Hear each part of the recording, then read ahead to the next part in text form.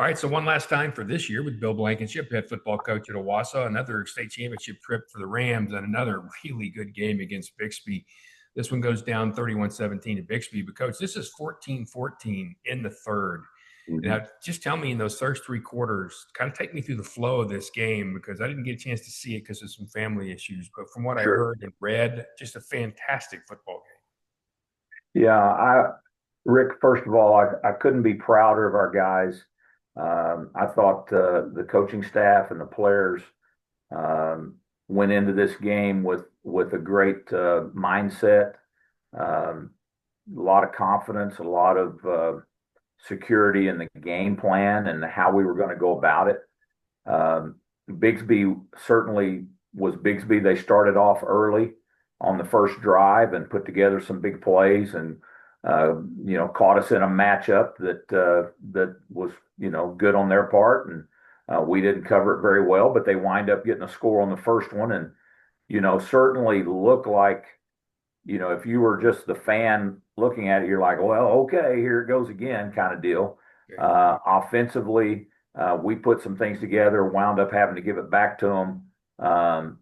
They drove the ball a little bit. We were able to get a turnover, and then I don't remember the order, but the game really settled into. We were doing a pretty good job moving the ball. Got in, got a touchdown. We didn't convert our extra points, so it goes 14-6 at some point in time.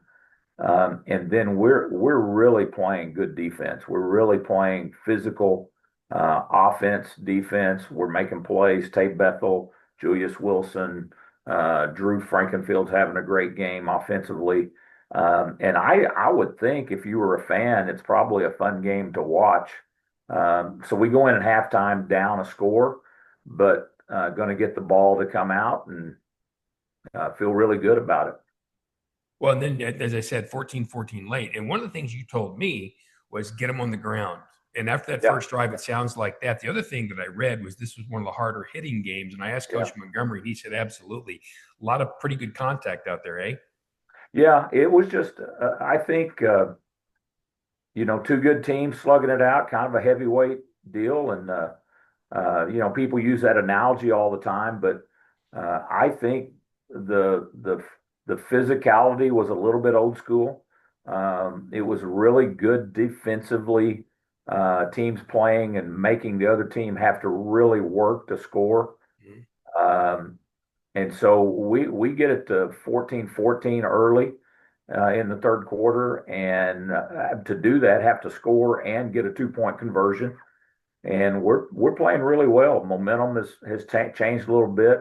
Um, we're fighting hard, get what looks like a turnover for us, and it gets overturned, go the other way.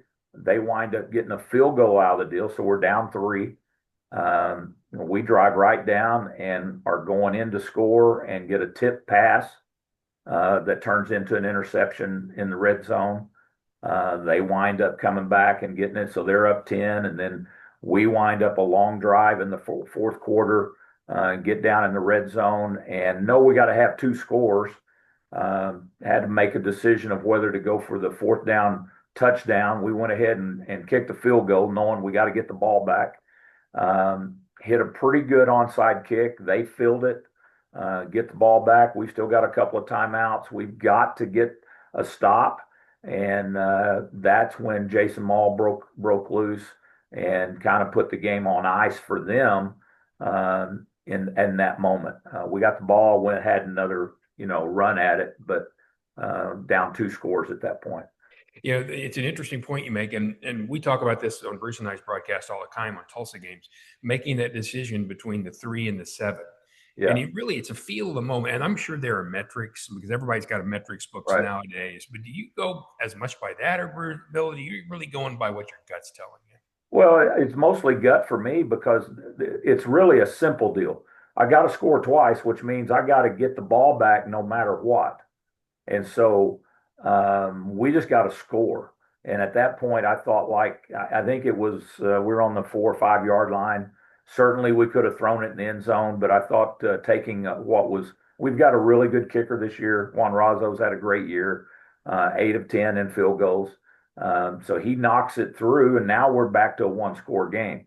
So we've got an opportunity for an onside kick, and still better than 2.5 minutes to go in the game with a couple of timeouts. So if we just get a stop, then we go back and we're throwing it in the end zone at some point in time. So, you know, would you get 7 to make it? Either way, we got to get the ball back for another score. Yeah. Yeah. And sometimes, I mean, it's a flow of the game thing. And, Yeah. sometimes what you're thinking you're doing. This rivalry, and I've been reading about that too, suddenly this is the old Jinx Union rivalry. And let's be honest, Union had a really rough year. Jinx was very good, but this one has kind of grown into that. Was that just kind of the way it happened, Bill? I mean, did you see it coming when you first did the Battle of Burbs? I don't think so. I think we just felt like that. We were a little bit of the outsider, at Owasso. And what I mean by that is, people have been talking about Union Jinx for years, and I was very blessed to be a part of that. But we knew that we were coming. I mean, we had had a couple of championships in 17 and 19, and felt like that we were on the stage, of 6A football. And then Bixby's having their success, and in 6A2, and they're coming up, and it just made sense to play one another and to get it going. I had no vision of that it would become the best two teams, over the next 4 years, like it has done. I'm proud to be a part of it. I think Bixby is, without a doubt, set a tone like nobody's ever done. But I think there's not a feel good moment for us, other than I can just tell you clearly the gap has been closed. We feel very strong about that. Much like in the late 90s, we felt with the Union, we closed the gap on Jinx, and we had to have a breakthrough in a couple of years that it took to do that. I feel like that Owasso got the breakthrough a year ago, with the win at home. But now we've got to close one out in a championship game to really break through. Yeah, and it happens. But boy, what a series it has become. I want to also remember and remind everybody to thank Jared Gallagher, our sponsor from Tulsa Accident Center, for sponsoring Bill, and of course Travis out in Broken Arrow as well. And remind you that during this holiday, when you're already going all over town. I mean, we've talked about this. You're busy. You're doing all kinds of things. If you happen to be unfortunate and have a car accident, whether it's them or you, doesn't matter. Then take yourself to Tulsa Accident Care Center. Jared has come up with a brilliant plan, which is one place to go to do everything. Whether it's CTs or MRIs, or you need X-ray, and you need a doctor, and you need PT, and then you need your prescriptions. It can all be done in one building, which just makes ultimate sense. Why wouldn't you do that, right? I mean, you wouldn't choose a hospital based on, I'm going to pre-op here, we're going to do surgery over here, I'm going to recover over there and move all over the city. That's stupid. Well, you don't have to at Tulsa Accident Care Center. Plus, it doesn't cost anything to walk in, no out of pocket, and you don't need an appointment. So if you find yourself in that situation, and nowadays, if you're on 71st Street, you could probably find yourself in that situation. Right. Then be careful. But go ahead and go see those folks at Tulsa Accident Care Center and say thanks to Jared. He's a great supporter of high school football. One of the things you've said there, Bill Blankenship, the head coach at Owasso, is how Owasso has arrived, if you will. When you first got that job, I remember talking to you and I said, what did you do to change to change that team around? Because they were always a really good team, but they were kind of known as a little softer. And you changed that. And I asked what you did, and you said it was kind of all up here. So has that been the key to what has happened there, and that growth for them becoming Union Jinx of that day kind of a thing? Well, I think there are a couple of things that, when I talk about the mindset, it really is changing expectations, changing the grind factor, or the grit factor, or the mental toughness. That was the biggest thing I saw back when we came in 17. We had a great foundation. Bill Patterson had done a fabulous job with our program of discipline and facilities, and having guys, doing the right things, and they would every couple of years have a really good team.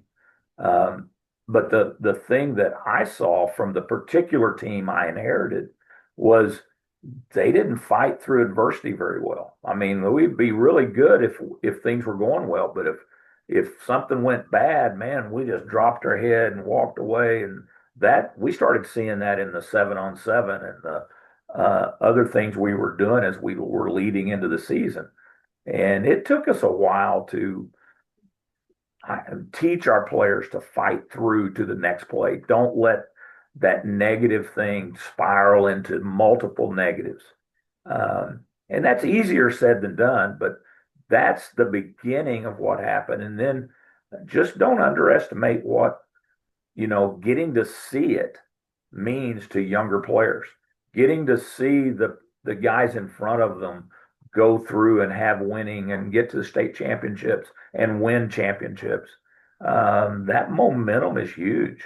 And then I don't remember if you and I talked about it last week, but I think it's a big deal that's lost on people that teams that go deep in the playoffs every year get 3 and 4 more weeks of practice for their young players.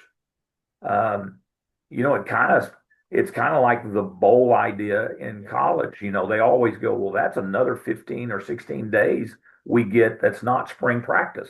Well, that's kind of like our freshmen are going to come up and they got 4 weeks of practice that they wouldn't have gotten if we weren't in the playoffs. Well, you do that freshman, sophomore, junior year, you've now developed a player for 12 more weeks before he's ever a senior. That's a full season of football that they got just by being on a good playoff team. Yeah, and those reps mean so much. There's no question, so much. But the mental thing you talked about, there is a difference between hoping to win and expecting to Yeah, win. correct. And when you do that, that's what you've got your guys doing. But programmatically, there has to be more to it. You talked about Lauren and what he's done at Bixby programmatically, and he talks a lot about the process, like Saban and that kind of thing. How did you get them to buy into that? Because that's work. When you talk about grind's an easy word to throw around. Yeah. It's hard. We're talking about early weight sessions and a lot of film and not a lot of time off. You got to get guys to buy into that. How do you do it? Well, and I'm fortunate that I caught the wave at a good time because we had a great group of seniors when I first got here, and we were able to catch lightning in a bottle. And now I'm old enough that I've got um, a cabinet full of rings and footballs and things. And so I can come to our players with a little more credibility than I had when I was younger to say, look, I know this works. When we first put our staff together, Bobby Klink was on that staff and he gets a victory this last week as well and just celebrate him. But, I would stand in front of our players and I'm like, how many of y'all won a state championship? And nobody can raise their hand. And then I said, look around the room. And I was able to hire coaches who had won state championships as players and as coaches. And we just had more credibility to get our guys to buy in and trust us. And that has just added up. We were able to kind of rebuild our staff, and we've added guys that have had success and know what it takes. And um, I just think our players are, they just trust us now. Yeah, and that's a good thing. And you mentioned Bobby. You and I talked about him last week. Congratulations, my friend. Absolutely. What a good dude that guy is right there. And as a player and as a coach, there's no question. All right, now let's talk about going forward because, I said to Coach Montgomery, it used to be in my day, football, it ended, you turned in your pads and you came back in August. It's Right. not the way it works anymore. No. So tell me about the schedule a little bit and what's in front. Well, we're certainly in our exit meetings and starting all of our, you know, goal setting, that kind of stuff for our returning players. I spend a lot of my time with the outgoing seniors. I want to make sure that I'm being who they need to be as far as what's next for them. We also want to make sure that we get their feedback on how to improve our program. I think there's nobody gives me more honest feedback than outgoing seniors. So I always ask them, what do we need to keep doing? What do we need to get rid of? What's this old man still doing that maybe he shouldn't do, or what should he do? And I love getting that kind of feedback, and that helps us to kind of tweak things We feel like we've got a pretty good handle on the process, but I think we can always improve it. I think we can always do a little better about reaching our next generation. So most of our staff is already, by the time you and I are talking today, we've done most of our exit interviews. And so now we're doing a lot of pre-work to be ready for our off-season program that'll, go full bore once we get back from Christmas. But we'll be doing a little prep work and training work here the next few days. Right. And then, of course, there's spring ball and there's 7-on-7 and there's team camps and there's all those kinds of All of things. it, all Right. of it. And it's just, it's what keeps them busy all year. Now, I asked Coach Montgomery this, I'll ask you too. I know you guys, you normally have the family over and the entire tribe or some of those kinds of things. What are the holidays going to be like for the Blankenships? Where are you headed? Are you going to be around? Yeah, we'll be around. We're very fortunate that our three boys are all in the area. We are our boy moms and dad here, So, and what I mean by that is we're going to get our kids when they can, because we also know they need to go to their moms, their wives.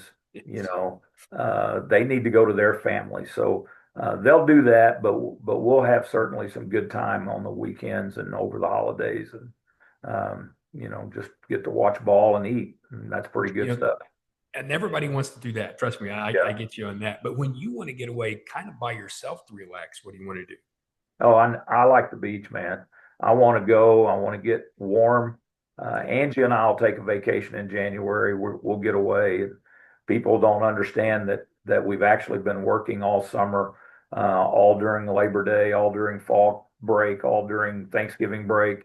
And unfortunately, a lot of the coaches and teachers don't get to do that. But Angie and I will get away, get a little vacation time. And believe me, coaches' wives are angels. They Yes, they absolutely are. are angels. There is no doubt about that. Well, it was a tremendous year again for Owasso. You didn't get to win the last one, but you got a chance to get there, and that's part of the process, man. And of course, it's going to start all over again. Thanks for being gracious and doing this with us again this year. Well, if there's anything we've learned, you got to be in it to win it. It sucks when you don't win it, but you got to get in it to win it. And so we're going to get off the mat and go to work and keep that chip on our shoulder. All righty, we'll talk again next August or so. How's that? Yes, sir. Absolutely.